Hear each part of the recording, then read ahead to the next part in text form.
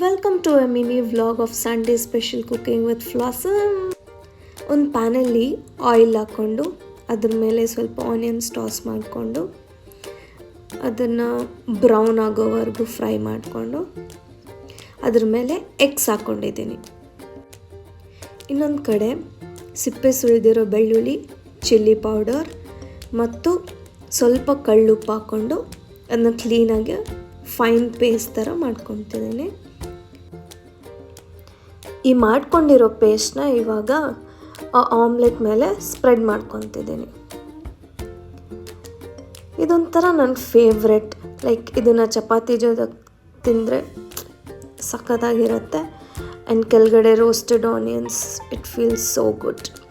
ನೀವು ಟ್ರೈ ಮಾಡಿ ಹೇಳಿ ನನಗೆ ನಿಮಗೆ ಹೆಂಗೆ ಇಷ್ಟ ಆಗುತ್ತೆ ಅಂತ.